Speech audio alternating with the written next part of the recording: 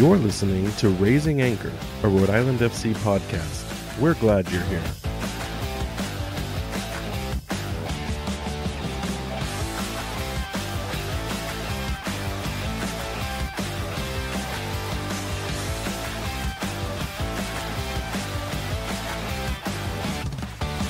Hello, and welcome to Raising Anchor, your podcast and source for all things Rhode Island FC. I'm your host, Matt Entrican, and joining me on the pod today is co-founder and owner Brett Johnson.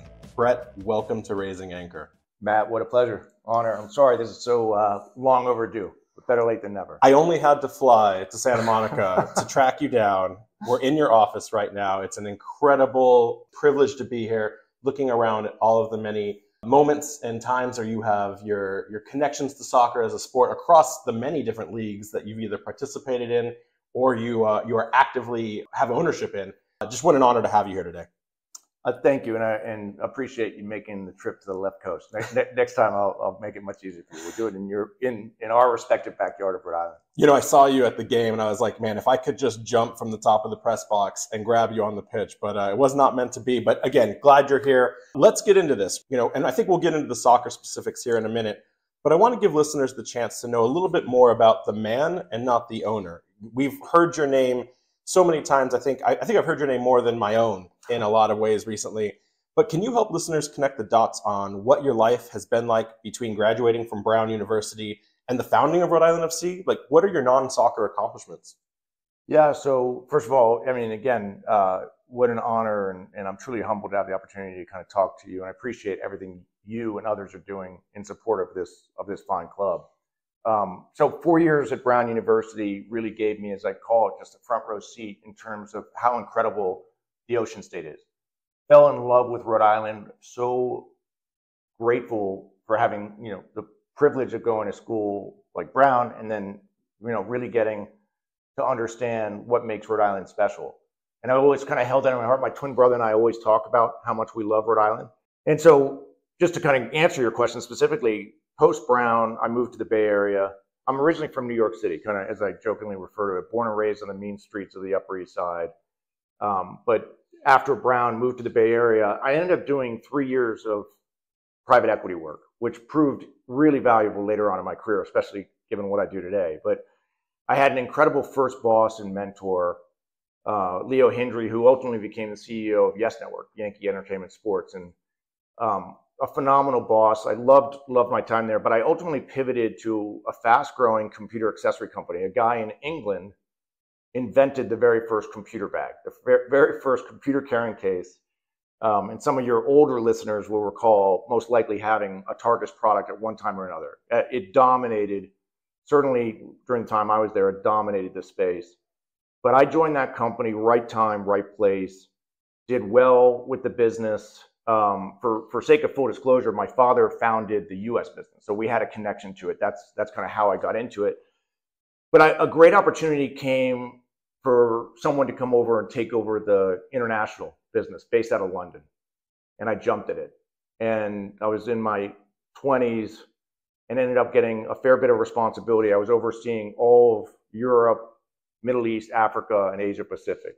And the reason why I bring it up is because I was traveling this beautiful world of ours, and between the time in London and between the time traveling, I started to recognize what I call the religion by which the world reveres the other, football. And I love the sport. I played it very, very, very modestly in school, and kind of recognized over time my future in sport lay elsewhere. But I always had a passion for the sport, been a long time fan and supporter of the U.S. men and women's team. But in short, the time I spent overseas gave me the epiphany that over time, the United States would catch up in terms of the passion for watching what I call the drama of a 1-1 game, and kind of recognizing the brilliance behind that. But then also, I do strongly believe that the U.S. men at some point will win the World Cup. I believe that. I've believed that for a long period of time, and still believe that I'll be right. And obviously, the women have always been fantastic, so it goes without saying. So anyway, all those years overseas, that kind of led to ultimately getting into this sport. I was brought back to Southern California to run all of Targus, and I ran it for 5 years, and we sold it. We were owned by a private equity firm, and then we sold it to another private equity firm. I stepped down from running the company in 2005. I stayed on the board for 4 years, but I started a private equity company, which I have to this day. I call it a family office. It's under the umbrella Benevolent Capital. Benevolent, for a lot of people familiar with Providence, comes from Benevolent Street, where my brother and we made our very first investment. We bought a home on Benevolent Street in Providence. And so Benevolent Capital is our umbrella. It's our family office. It's now a diverse portfolio of venture capital, private equity, professional soccer, and then increasingly real estate. So very, very diverse. I spend all my time pretty much on Rhode Island. I'm blessed to be involved with Ipswich. And then my twin brother does more of the heavy lift on our private equity and venture capital. And we have everything from Aura Ring to Athletic Brewing, the non-alcoholic beer. When we see something we like, we'll always invest our own money.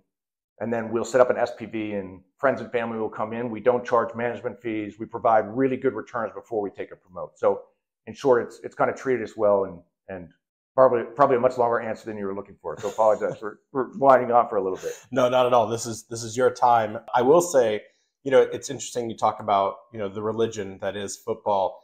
I heard in another podcast that you had used kind of as an icebreaker with business clients, hey, like, what is your football club? Before Ipswich Town, before Rhode Island FC, what was the Brett Johnson Football Club of the time? So my very first exposure, I went to Highbury to see Arsenal when I was 18 years old. I was actually studying in London, and a good family friend, he's Arsenal's sort of #1 supporter. And so we went to Highbury. It was a life-changing moment. To see truly the passion of supporters for clubs like Arsenal, et cetera, you get hooked. As almost everyone has a story, a gateway story, I feel like, similar to that. And so I've always had a special place for Arsenal, and then during that time when I was overseas, I always found that I could bring up football as a way to break the ice. I mean, I'd usually say things like, aren't you excited for the World Cup because the U.S. is going to, win it? And then the German would go crazy. The guy from South America would absolutely. But what you'd find is 30 minutes later, people are still talking about football. So it was a great way to kind of build relationships. And it's a common denominator that so much of the world shares. And I'm thrilled to see the way it's growing in the United States. Did that Arsenal comment ever backfire on you on a business deal? Well, so I'm the only one who I think can say, because of Didier Drogba and my relationship with him because of Phoenix Rising, I'm the only one who I can say, look, I do love Arsenal and I do love Chelsea. Which is because normally there's, that's a tall order. That's very, very difficult to thread those two. But over time, look, I love, in particular as well, I love English football. I think it's the NFL and NBA, and it's all wrapped into one. There's nothing like it. And as I like to say, I'm blessed for a lot of reasons. I couldn't be more committed to Rhode Island. Like hopefully as you and others are aware, but it's a real honor to be associated with Ipswich. And I'm thrilled to see, if you will, the turn of fortune during the time that we've been involved with it. And I think there are a lot of parallels between what's going on with Ipswich and hopefully what will be going on with Rhode Island.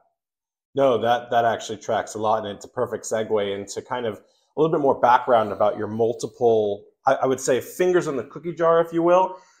You are not a stranger when it comes to multiple soccer investments. I think that was one of the most enticing things that I saw when I started learning about who you were in support of this club. And, like we said, Rhode Island FC is not your first soccer investment. Your name has been tied to the likes of FC Tucson, which was then Arizona United, now current USL champions, Phoenix Rising, of course, Ipswich Town in the English Championship.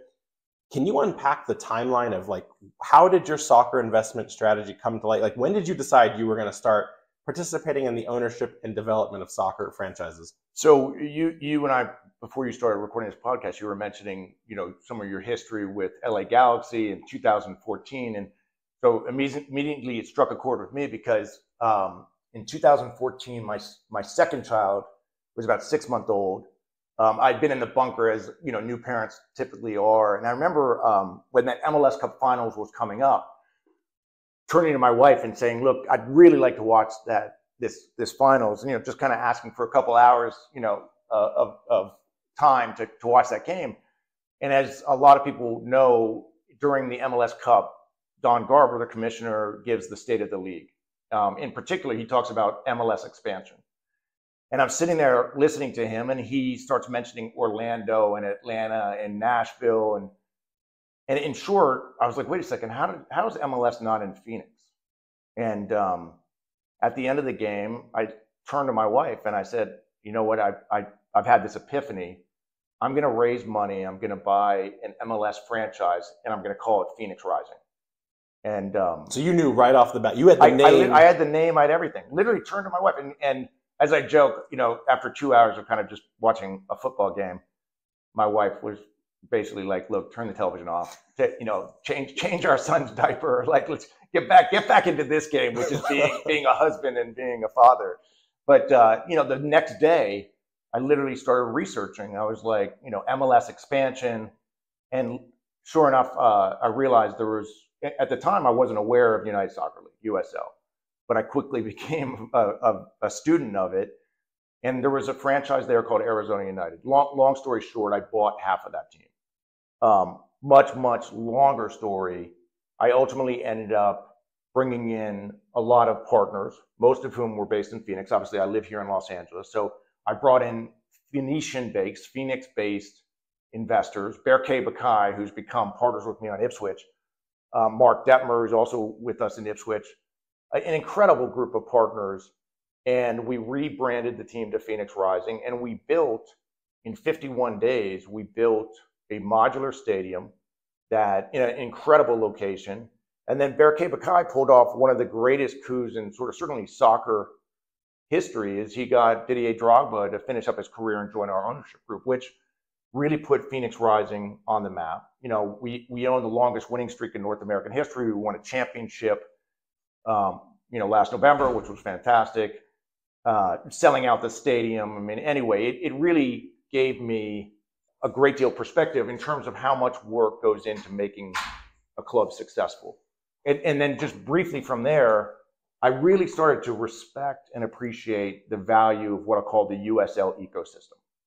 That I started to get religion on, now that we've got the success in Phoenix, what other markets would be great, but in particular for USL. And Rhode Island was the top of the list. So I don't want to get to that yet, because that is the most burning question I have is your origin story of the club that I'm proudly wearing the logo of today. But speaking on and remaining on this Phoenix Rising contingent for a second, first, how was the championship feel for you? As an owner, that is something that very few people get to understand. Was that the summation of a long journey, a long effort? Like, what was going through your mind when you saw Rising win? Well, yeah, first of all, it was truly one of the greatest moments of my life. And candidly, it was really the last time that I could legitimately be rooting for Phoenix Rising. Like, that was the changing of the guard. Like that. And for anyone who's followed Phoenix Rising's history, that was our third time to the finals. We lost to Louisville when we had Drogba playing for us. We ended up getting a match canceled, the finals canceled, when Tampa ended up getting COVID. And of all the times that we've gone to the finals, probably the least probable likelihood of us winning a championship. I mean, we limped into the playoffs, but then God bless this team. They didn't know how to lose once they got in the playoffs. They came from behind on the road against San Diego, Orange County, Sacramento, and then Charleston.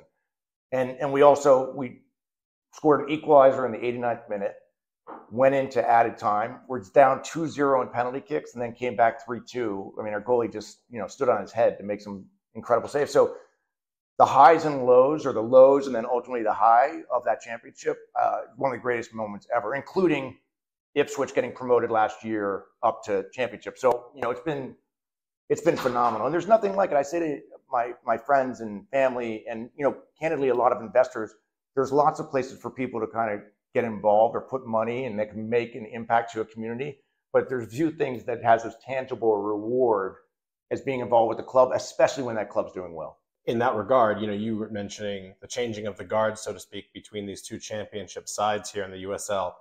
Can you unpack for listeners how your ownership exactly works between the two? I tried to read through some of the bylaws within the league's structure, and it looks like you can only have one designated ownership per league. So if it was like USL 1, that would be different. How are you able to be the owner of both Rhode Island FC and Phoenix Rising? So it's very simple. I'm the principal owner of Rhode Island. I'm not the principal owner of Phoenix Rising. And I was the co-founder, I was the co-chairman, I was the alternate governor for Phoenix Rising. I've now moved on from all of that. And that was a long time ago. a couple of years ago, really, my partners and I in Phoenix Rising decided it was best for me to focus on Rhode Island. So I stepped off the board. I have, relatively speaking, a fairly small amount of equity now in Phoenix Rising. So all of my capital, all of my time, and I am the principal owner. I'm the chairman and co-founder of Rhode Island FC. So just for everyone's sake, like, I am married to Rhode Island FC. I eat, live, breathe, sleep this club, and have dedicated, with others, close to 6 years to make this thing a reality. So I've kind of gone all in on it, and I couldn't be, with total humility, I couldn't be prouder of Phoenix Rising. And I'm so grateful for it, because it literally birthed Ipswich, and my involvement with Ipswich has birthed Rhode Island FC. But I dedicate myself to the success day in and day out of Rhode Island FC, and then by extension, USL. I'm kind of all in on making USL. Truly, I want to make it the best league in the world, and that's a bold statement, but I want to make the fan base, and I want to make the culture, and I want to make the day in, day out product as positive it can be. So is there any desire left, either for yourself or for the investment group, to see Phoenix Rising join MLS at this point? Or is USL such a stabilized ecosystem and there's so much potential there that that's the intent, to keep Phoenix in the USL system? So from my perspective, again, my business plan was predicated initially on Phoenix and MLS. Over time, as I'm happy to talk about, I've got religion that I think, in terms of return on investment, and in terms of, the ability to develop quality players and I'm all in on USL. That being said, if you look at the $550 million franchise fees of MLS, probably $600 million for the next round, there are only so many markets that can continue to justify that price tag, especially before you build a stadium. So Vegas comes into frame, Phoenix comes into frame. So a long way of saying that there's a logic to Phoenix and MLS having a future together because of the size of the market. The reality is what Phoenix Rising ends up doing, and candidly what MLS ends up doing. The reality is, I'm not quite sure. It used to be 10 years ago, the pathway to MLS was coming through USL. I'm not certain if that's still the case anymore. But again, from my perspective, what ultimately unfolds there won't be up to me. It'll be up to that ownership group to decide. And again, from my perspective, one of many reasons why I love Rhode Island is it's a perfect USL market. I'm arguably the biggest advocate of promotion relegation of any American that you'll find. So I believe strongly that USL should figure out a pathway to that reality, because I think it completely differentiate USL vis-a-vis MLS. So let's talk about the other championship side for a second before we dive into the Rhode Island aspect. So Ipswich Town, we got to ask, what was the reason behind purchasing Ipswich? What was the thought there? Were there other clubs that your investment group was exploring? Going down the rabbit hole, I got a call from a guy named Peter Kenyon, who used to be the CEO of Man United and was the CEO of Chelsea. And somehow he found my number and he said, "Hey, Peter Kenyon, and I'm taking a run at Newcastle. And do you have an interest, you and your ownership group have an interest in joining me in buying Newcastle United?" And Berkay, Mark Detmer, and I flew over. We did a bunch of due diligence. We liked his thesis. We liked the valuation. And long story short, we had sourced capital to go in on a syndicate with Peter Kenyon. As so often is the case, the deal didn't get done. But it put us in a good position where, again, we had kind of looked and had the bug on buying a club in England. I had been very fortunate. I was on the executive committee for USL, and CEO of Bristol City, a guy by the name of Mark Ashton, came and presented to the executive committee. And Mark Ashton gave a masterclass in terms of how to run an English football club. Like, literally, I was sitting there, my jaw dropped. I was like, hanging on his every word. I immediately came up to him after the presentation, exactly. And I was like, "Look, you and I have to know each other, because if I'm ever blessed to do anything in England, I'd love to do it with you." And in short, Berkay and I got a phone call from a pension fund in Phoenix that actually wanted to invest in Phoenix Rising. But going back to the earlier conversation, we didn't have a stadium site that we could legitimately take the kind of capital they wanted to put. But we asked them if they would potentially consider backing us on buying a club in England. And long story short, we looked at every single possible club you could buy. And ultimately, Ipswich, for so many reasons, was the clear choice. Frank Yallop, who I hired to be a coach for Phoenix Rising, he used to play for Ipswich. Ipswich, to those who understand their soccer history, was truly one of the greatest clubs in the world at its peak. You know, FA Cup winner, Champions League winner, Premier League winner. But in the Darwinian nature of foreign football, it had been relegated twice when we bought it. So long story short, we got the pension fund to partner up with us to acquire the club. And as soon as we were in a position, I was able to call Mark Ashton up and say, look, I'd love you, to come take a look at this. And we hired Mark Ashton as CEO. And I guess, if anything, our instinct was correct. I think he's truly one of the best CEOs in English football. And with this partnership, he hired Kieran McKenna, who's truly proven to be the best young manager in English football. And we've had an incredible run since that time. I led the acquisition. I have a fund with Bear K where we have investors that have come through our fund. I've personally invested capital myself, and I sit on the board of what's called Game Changer 20. That's the holding company for everything. That's the team, that's the playing center, it's the stadium. Every entity goes under Game Changer, and Bear K represents us on the team itself. So I know the press at one point had tried to kind of allude to me not being on the board. It's, candidly, we don't need to go too far down that rabbit hole, but it was completely ridiculous to try to make any innuendo that I don't have a stake in it or I didn't, play a role in honestly what's going on with the club today. As of this recording, at least this morning, Ipswich is in third, correct? Ipswich is 1 point off of, yeah. Okay. So 1 point behind Leicester and Leeds as of about an hour ago when Leicester lost to Bristol City.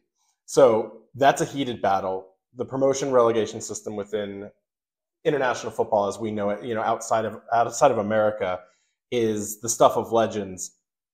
You need at least one of the top two positions to secure automatic promotion.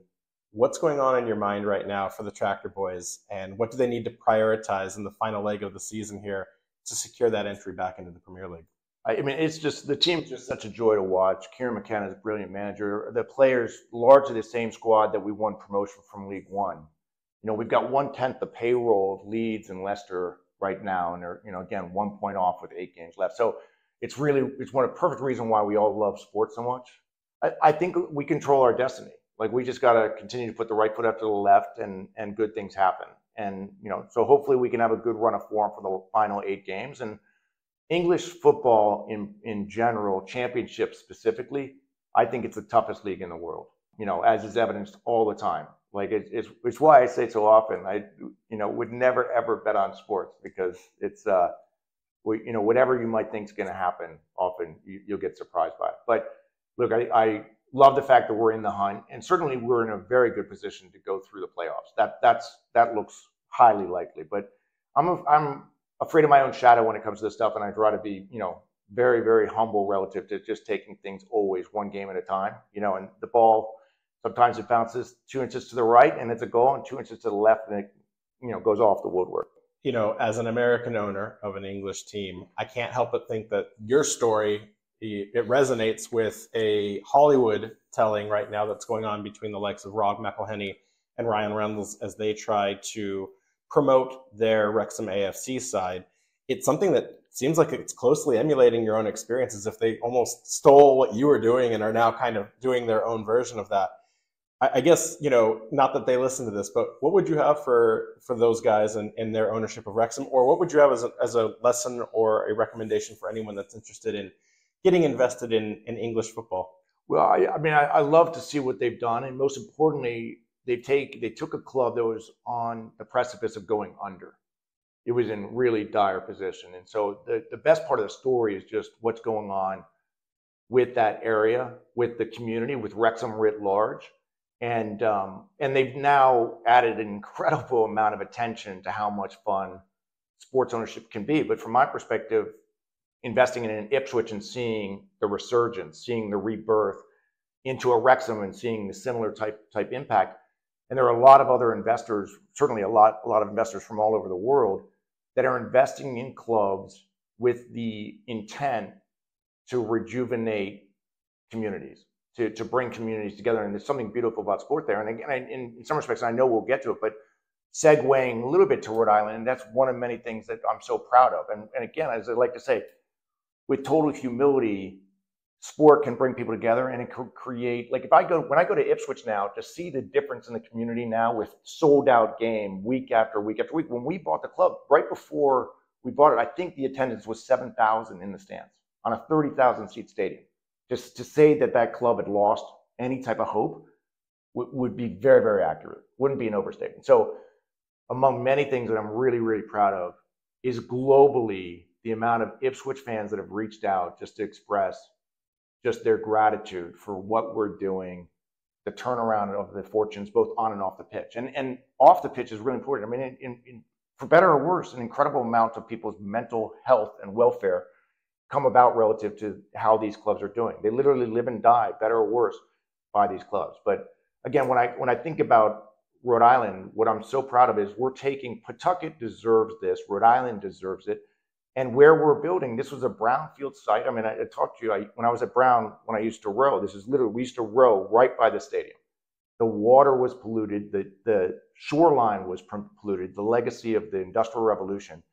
Now all that's being cleaned up, and you know, in the community, if you have kids that are going to school next to this, you have people living near these places, like, it's transforming it. And so it's, anyway, it's a long way of saying that I'm proud of what's going on with Ipswich, and I'm really proud of where sort of Rhode Island's going, and kind of candidly what I think the short and long-term impact of the club is going to be, as I like to say, well beyond just the results on the pitch. So let's talk about Rhode Island FC. I listened to a couple of your initial conversations with members of the media about, you know, the desire to start a club, and that you had some data that had made it make sense in conjunction with your participation and local collegiate time. I guess the first thing that I'd like to know is why start the club there? You're coming off of Phoenix Rising. You could basically go anywhere at this point, but you've been very adamant in saying that you always knew you were going to put a club in Rhode Island. Why Rhode Island? So I say this all the time. It's important, first of all, people recognize that Rhode Island punches so far above its weight class in terms of the passion for the beautiful game. And that's evident by the fact that almost always when there's a World Cup game, Premier League game, Rhode Island's almost always in the top 10 for viewership. So it doesn't take, candidly, it doesn't take a huge leap of faith or entrepreneurial vision to kind of recognize that was an opportunity. The tipping point for me was when I heard that the Paw Sox were picking up and moving to Worcester, Mass. That's when all of a sudden I became as committed to the cause as we will ever find. Was that your 2014 LA Galaxy Revolution Don Garber moment? Or? It was a moment like that, but it literally was the exact same thing. I had the proverbial light bulb went off in my head. As I think you're aware, I was up in Watch Hill on a vacation and ran into a friend of mine, and he was actually trying to get me to go to a dinner that night with Governor Raimondo, and he mentioned she was going to be in a bad mood, and I was like, just took the bait, and I'm like, well, why is she going to be in a bad mood? And he's like, because the Paw Sox just announced that they're leaving Rhode Island. And I turned to him and I said, look, good luck with the dinner. I appreciate the invitation. I'm on vacation. I can't join. But I said, I got to go. And if someone had been filming, I wasn't 3 steps away from him. I'm grabbing my cell phone. I'm calling the CEO of USL. I get a hold of him, and I immediately bought the option for bringing USL to Rhode Island. So again, I had been kind of eyeing it for a little while, but that was the real kind of tipping point. And then shortly thereafter, my partner Dan Krover and I met with the mayor. We met with Raimondo, Governor Raimondo. They were very keen for us to take over McCoy, and I, said with the utmost respect, I said, look, if that's your intent, candidly, it's going to be a short meeting, because I have a philosophy, as I joke, if I ever write a book on professional sports ownership, it'll be the shortest book ever. It's location, location, location. And McCoy Stadium, maybe 80 years ago when they built it, might have been the best location in Rhode Island. If you look at it now, it's in a very dense neighborhood. It's far off I-95. I went to school there for 4 years. I knew all about the Paw Sox. I had no idea where they played, because unless you were lost, you couldn't find the stadium. And so I was very focused on part of my business plan as well was predicated on positively leveraging the Opportunity Zone program, where certain zones, if you invest capital gains, they have tax advantages. And the city of Pawtucket had some prime real estate on the river next to this brownfield site that's now owned by Rhode Island Energy. Long story short, the city and state, Rhode Island Commerce, went out with an RFP. Through my partner's true leadership, Dan Krover's, we ended up winning the RFP. And great news is we're a year away from completing what will be a world-class soccer-specific multi-purpose stadium.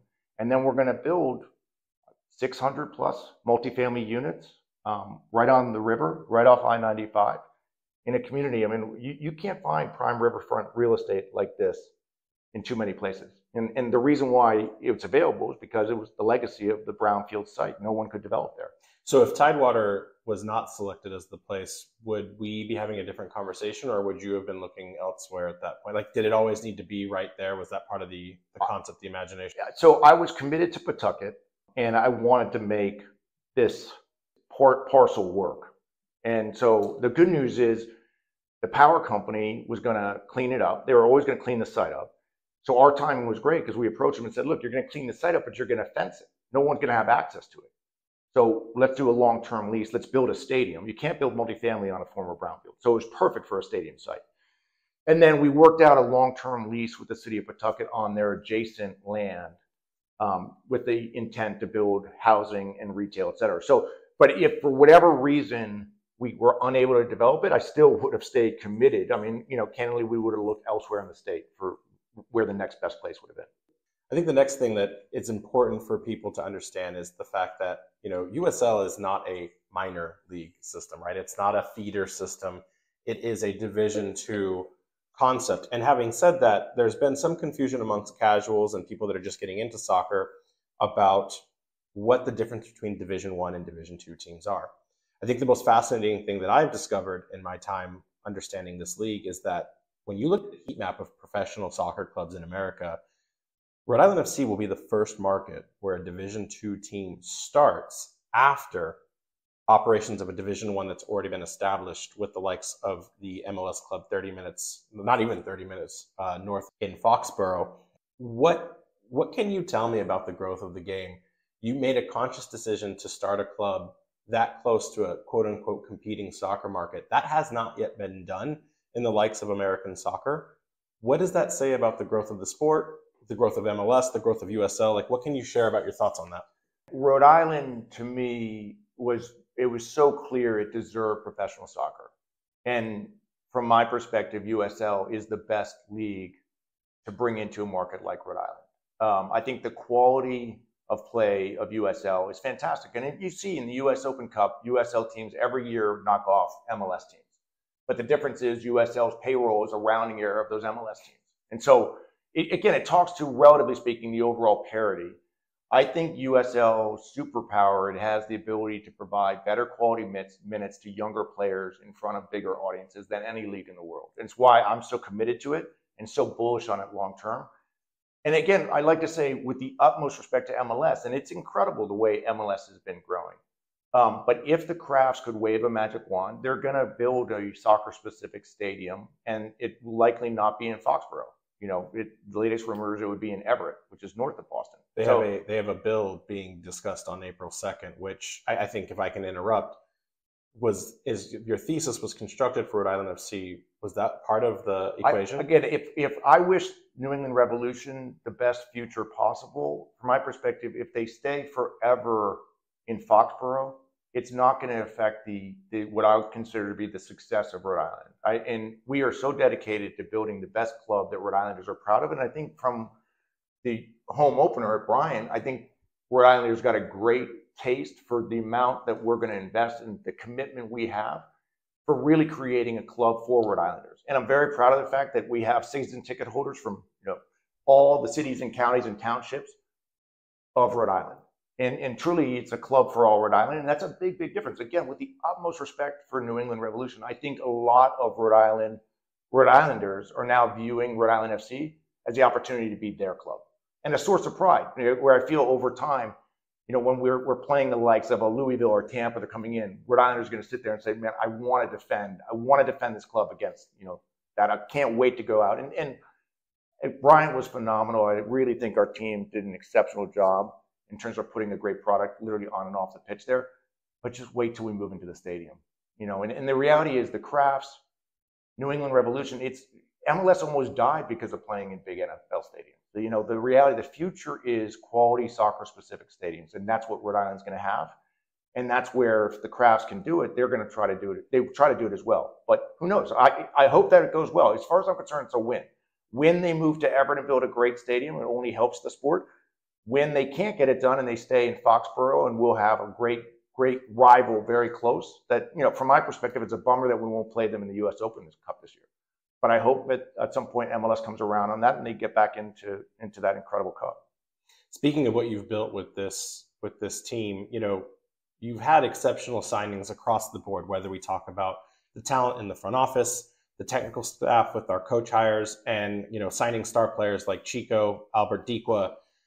Outsiders are now speculating that this club can break the mold of how expansion sides enter the league and seriously contend for playoffs and hardware in their first year. You know, you've been on the record since day one that this team was going to compete out the gate, and I think we're already seeing that with some of the early results and the signings that have been completed. But what do you say to the people that are taking this serious when they look at how Rhode Island is affecting the league so far? You know, have your expectations as an owner changed, or was this the exact blueprint that you intended to follow? So the quick answer is I play the long game. And it takes almost as much money and work to have a mediocre side as it does to have a championship side. So we are absolutely dedicated to putting the best quality team, and we want to compete for championships from day one. And I think, you know, hopefully that's evident to everyone with the talent that we've signed. And I'm very proud of my partnership with Michael Parkhurst as co-founder, you know, and kind of the executive team that really helps day to day and have been kind of in the trenches with me since inception on this. Cano Smith, Michael was the one who really brought Cano to our attention. Cano came in and blew us away. I mean, you know, we joke that I had no poker face with it. I was so impressed by the guy so quickly. Like, it came to the point where he was actually asking Michael if he should even present, because we were already taking like celebratory photos on the construction site of the stadium. But Cano laid out a vision for how he wants to run a club, and I'm very proud that he now has his first head coaching opportunity at Rhode Island FC. And then I think Cano's the kind of coach that players want to play for. And so to his credit, he's put an incredible roster together. And it's early days yet, but I think the fact that, you know, we held our own against New Mexico, I mean, a ball bounces a little bit different, you know, and Clay's got a couple goals out of that game. So I'm encouraged, but I want to stay, as always, I want to stay very humble. Our aspirations, we absolutely want to make the playoffs. I think that would be great for our first season. But everyone should be very, very confident. We will always be investing in terms of talent that's going to help us win. We are very dedicated to winning for a lot of reasons. First and foremost is because, you know, I feel a commitment to Rhode Islanders to put a great product on the pitch that more often than not wins. In regard to those activities, how involved are you in the day-to-day decision-making at this point? Is this a scenario where, I mean, you've got great people like the likes of Brett Louie in place. Are you in that situation where you have trusted people in the right position making those decisions on your behalf, or are you more of a hands-on kind of owner? What's your style here? So we have an executive committee that is very active, that plays a very close role in supporting Brett Louie, in supporting Cano, in supporting Paul Byrne. But my philosophy is to hire the best people, give them the support to be successful. And, you know, if Brett Louie needs me, and I mean this with complete sincerity, if he needed help washing the uniforms, I would roll up my sleeves and go wash the uniforms. Like Paul Byrne knows whatever he needs from me. Cano, if there's anything I can do to help him, I tell him all the time, just let me know. And including, you know, over the summertime, there were some players that he was interested in. And I would always say, look, if there's anything that I can do that is, you know, obviously completely above board, like it's got to be during a window where I'm able to talk to someone, and, you know, whether it's an agent, whether it's a player, whether it's their family, I will do whatever I can, because I want people to understand my commitment, by extension, our commitment to them and the culture that we're building. So I'm very involved, but that being said, I want to empower them. I want them to do their jobs day in and day out. And again, we have weekly calls where we go through all this stuff. And there's really no element of it that we don't kind of spend time on. But we're committed to, again, being unbelievably successful. But I think Paul Byrne, world class. I've known Brett Louie for a decade based on his work at the league, and felt very fortunate in terms of his interest in coming on board.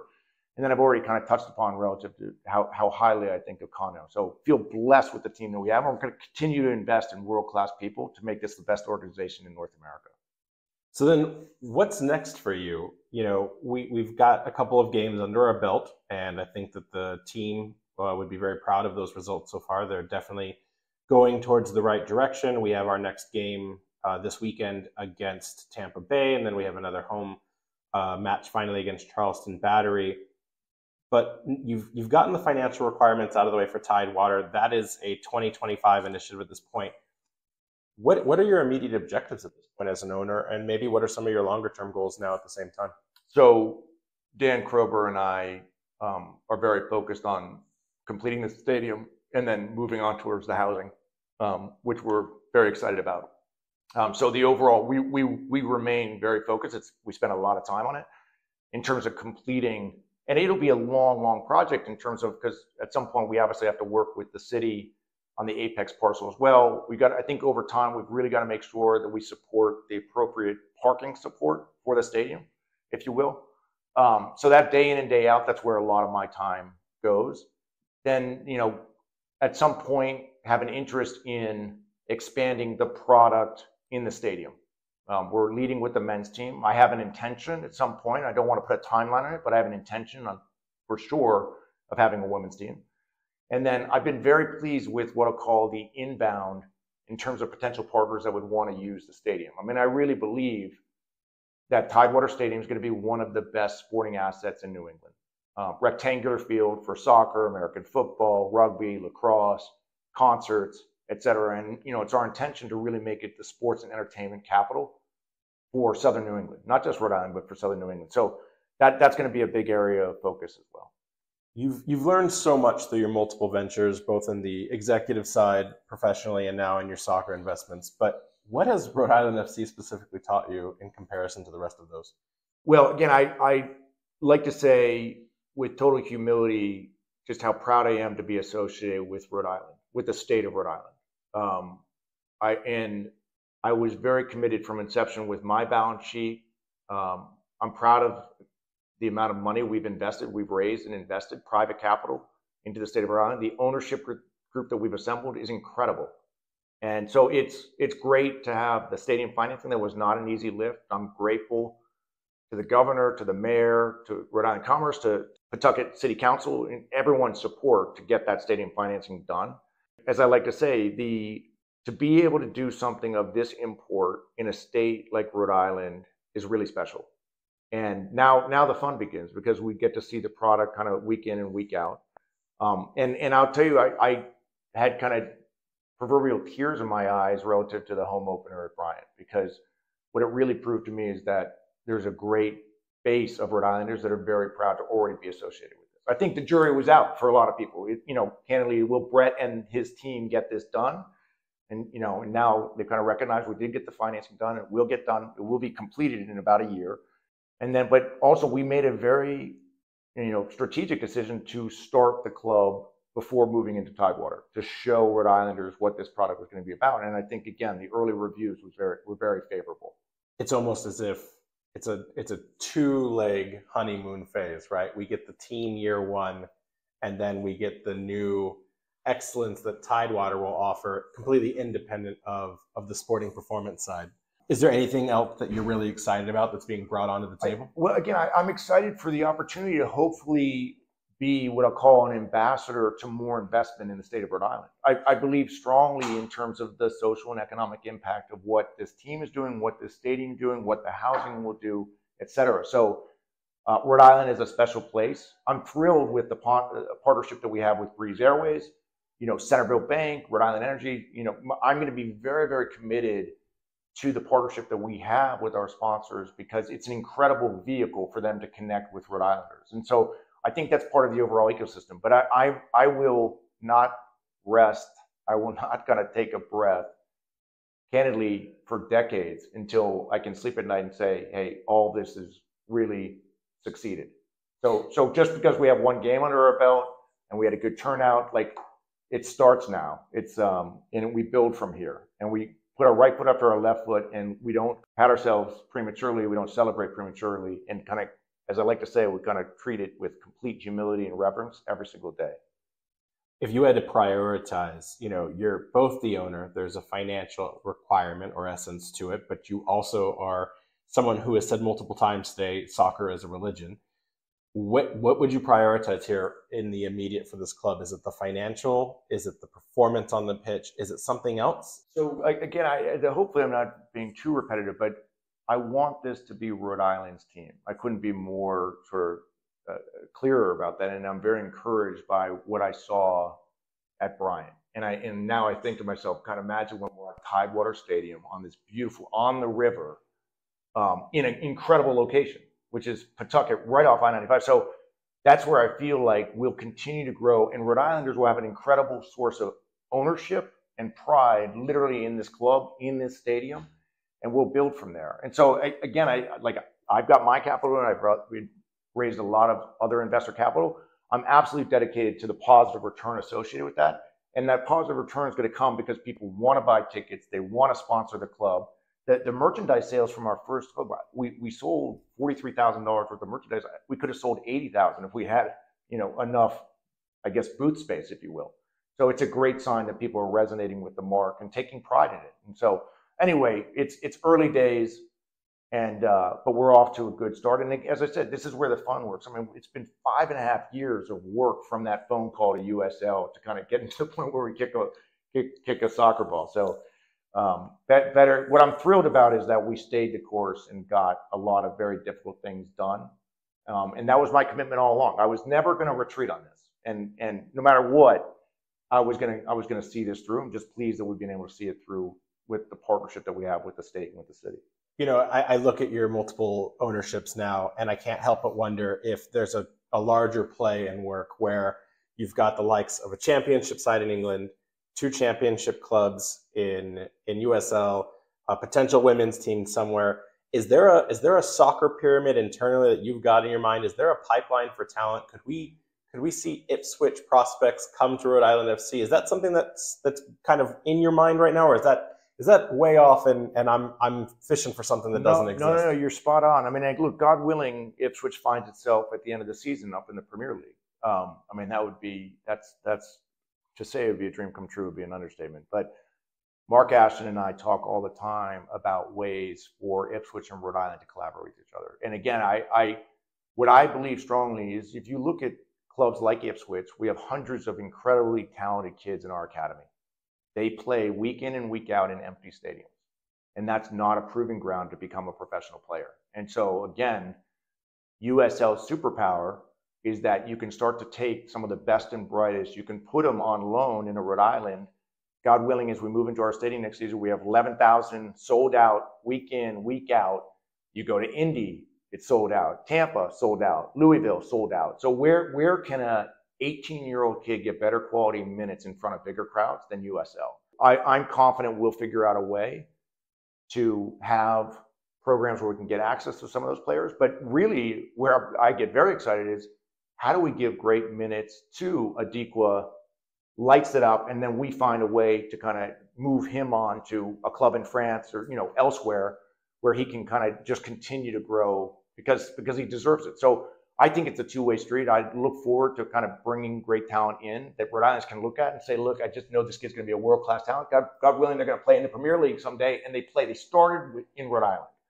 And then, again, elsewhere, I'm very committed to the growth of the game and want to develop Americans. I want to see Rhode Island. I want to develop Rhode Islanders. I'm very proud of the fact that we have, in our first season, already have 2 Rhode Islanders signed up. So I want it to become a beacon locally and obviously internationally.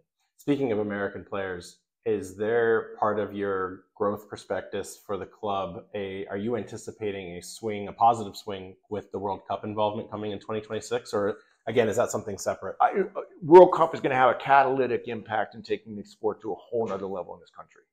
I couldn't be more excited about it. And in many respects, there are countless friends, family that I know that 94, probably well before a lot of your listeners, our listeners, if you will, were born. But 94 was a big event in the United States, and it converted a lot of people into fans of the beautiful game. So I think 26 is going to take it to a whole nother level, and I couldn't be more excited about it. And I think Rhode Island is going to stand, certainly given the proximity to so many of the venues for World Cup. I think a lot of people want to come over and kind of base themselves in Rhode Island. And again, that's the benefit of what this team can do is that we should see our stadium at least host friendlies leading up to World Cup. You know, 2 international teams that come over and want to get it, you know, they're not going to sell out Gillette.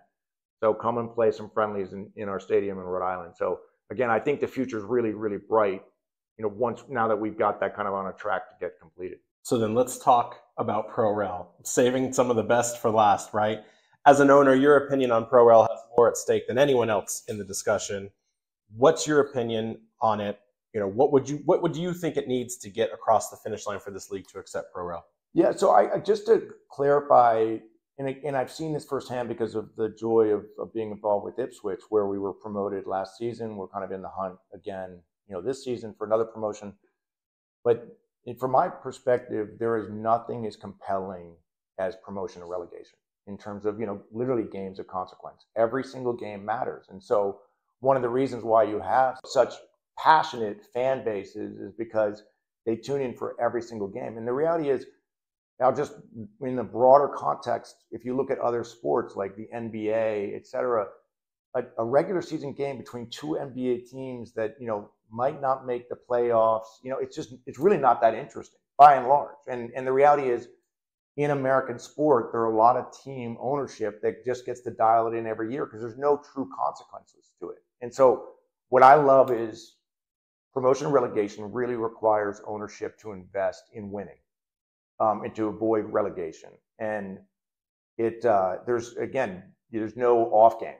You don't get to sit there and say, you know, we get to take a pass or these points don't matter. So I think the benefit that USL has is it has a construct where candidly you could figure out how to create what I would define as, you know, maybe it's the ownership groups that have beautiful stadiums of a certain size that you can kind of create within the USL ecosystem, what I'll use the nomenclature of a Premier League.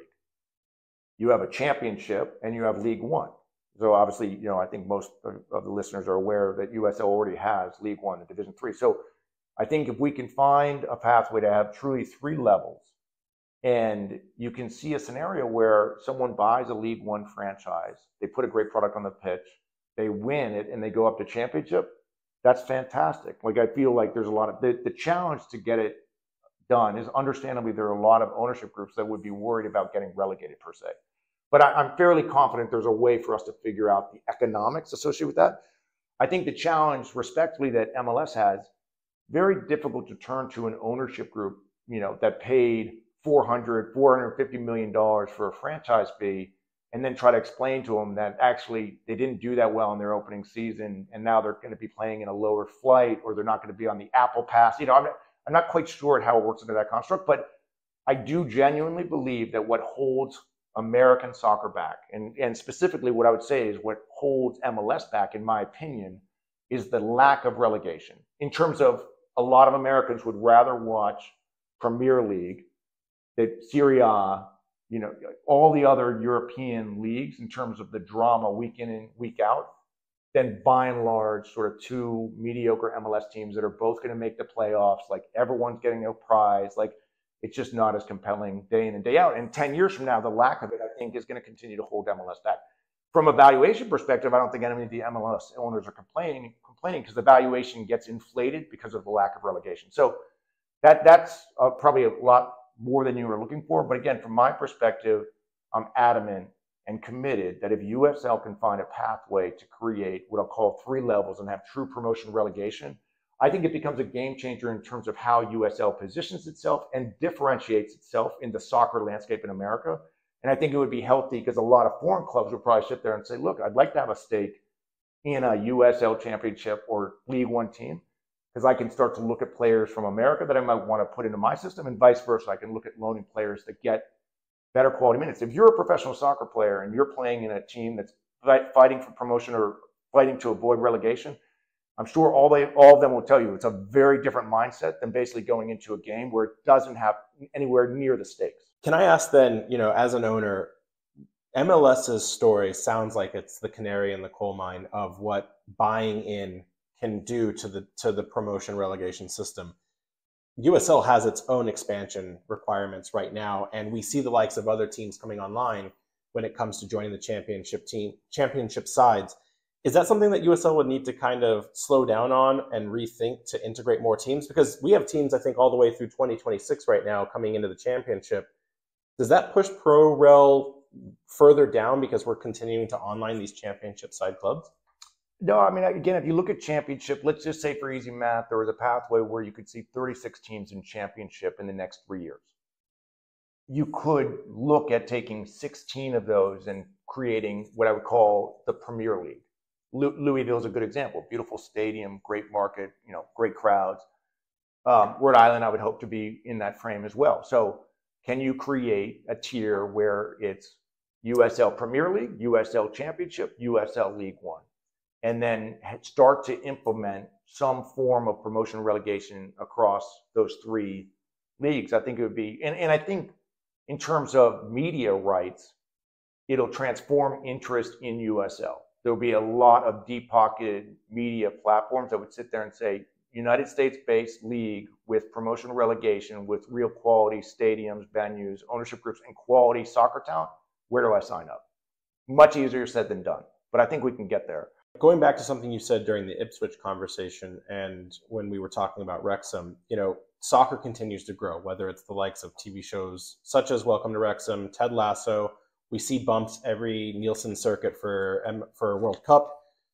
What needs to change for people with equity, for executives in America to start investing in clubs, not necessarily just in English-sided football, but in the likes of USL? Do you anticipate that that's something that will continue as a trend, or is that something that needs to find its way through other mechanisms? So again, I am dedicated to USL because I think in the right size stadium, in the right market, there's a pathway for the team to be profitable and there's a pathway for the stadium to be profitable. And the reality is, if you look at global football, there's a lot of scenarios where that's not the case. And so, as I like to say, none of it's for the faint of heart, but I am very, very dedicated to doing everything I can to help ownership groups in USL be successful, hopefully based on some of the lessons I've learned, mistakes I've made, things that I've chosen to do, maybe differently, including and especially in Rhode Island. So I think what's going on, here's what I tell you is, in the attention deficit disorder world that we live in, the constant distractions that people have, a compelling football match, soccer game, you don't want to look away. If you look away, you're going to miss something. If you're on your phone, you will miss something. And the reality is, other sports, baseball, American football, basketball, the amount of timeouts, the amount of breaks, it's very difficult. I find it very difficult to sit through. Like I love the running clock of football. I think the reason why soccer is growing is because people are looking at the product and saying, man, that was a lot of fun. And again, they can even start to recognize a 1-1 game, a 0 game can actually be a lot of fun as well. Can be very, very compelling. So I'm kind of bullish on the sport long term. The more people get introduced to it, the more they get hooked on it. So I think the future's very bright, and I'm bullish on MLS, I'm bullish on USL, I'm bullish on soccer writ large in America and kind of globally. And I love to see what's going on. Again, going back to the guys at Wrexham, the amount of, 10 years ago, trying to talk to someone about investing in what I call soccer as an asset class wasn't the easiest conversation. Now it's easy. I mean, candidly, so many family offices and institutions, the pension fund is a good example that we partner with. They see the opportunity of sport as an asset class, soccer as an asset class, and there's a lot of ways to profitably play it without having to try to buy in at $1 billion valuation for an MLS club. Early on, in a very, very young interview for Rhode Island FC's start, you had mentioned that there were some naming conventions that were going around. You were marketing, you were doing listening sessions with the community. We landed on Rhode Island FC, but in that interview, you teased that there were some other names out there. Could you share what could have been as a name for Rhode Island FC? Yeah, so first of all, we worked with an incredibly talented agency in Providence called Nail, and I probably deserve some of the blame. I think early on, as part of the remit, I think I might have confused them in them thinking that I wanted a name for the team, and so they spent a fair bit of time kind of going down different pathways. And I mean, look, the one that I can remember is I think was Rhode Island Renegades. And then again, there was 4 other names that they kind of presented to us. But I remember kind of thinking to myself, literally on a Zoom call, as they were going through the names, I was like, wait a second, guys, look, everyone, I apologize. I'll take the hit on this. from my perspective, look, it really just needs to be Rhode Island FC. Like, that's the name. So I apologize that you spent time and money on this, but I said, look, where I really want you guys to focus your creative talent is coming up with the crest. For me, it's all about the crest. And I said, so directionally, I was born and raised in New York. I'm a New York Yankees fan. So you got the iconic NY of the Yankees. I lived in San Francisco. You got SF for the Giants. I live in LA now, LA for the Dodgers. And I said, look, I very, go back a long time with Rhode Island, and I've yet to see anything in the state of Rhode Island where it really positively incorporates that R in the I. And I said, look, this is still beyond my pay grade. If you guys can focus on how do you make a crest which incorporates the R and the I. And to this designer's credit, a couple weeks later, we had another Zoom, and this designer came up with the crest that you're wearing right now and was so committed to it, made a permanent tattoo on his arm. But it was a mic drop moment when we all saw the crest. It was, we didn't change one element of that crest from that initial design. Like they as I say, pun intended, they nailed it. So look, and I think part of the reason why our merchandise is doing so well is because I think Rhode Islanders are buying merchandise regardless of whether or not they're pure soccer fans. I believe that. I mean, anyone who's trying to show pride in the state of Rhode Island, they now have a great crest and obviously great merchandise. And I'm kind of excited through the partnership with Breeze. I hope we can get our merchandise into TF Green, because I think as people travel in and out of that airport as a gateway, I think our merchandise will do very, very well. But first thing I did when I was in the airport yesterday flying out was I was looking everywhere for it. I think I know it's in the works, and I think again with Breeze we should be able to figure out that. But again, from my perspective, I love the fact that it's just Rhode Island FC. That's the nomenclature. It's a football club, and it doesn't need to be any more complicated than that. And I'm very pleased that we didn't have to figure out kind of the different name conventions to come up with. And then again, I love and take great pride in the crest, and any chance I get, I'm always wearing it. And doing research on you, so this is a little dated, but I was using the Instagram and the Twitter algorithms to try to understand, what were your connections, who were you as an individual, and I did notice a trend. You have a lot of EDM artists, and I don't know if that's either by passion and design of the music, or if that's in partnerships with other things that are related to Ipswich Town or your capital investments. If it is music and you had to make a Mount Rushmore of your favorite EDM artists, I just put Diplo on there, because Diplo, Wesley Pence, as he's officially known as, or that's his official name, he invested in Arizona United. Early days, he and a great group of his partners, David Rappaport, who's become very close friend. David goes back a long time with Diplo.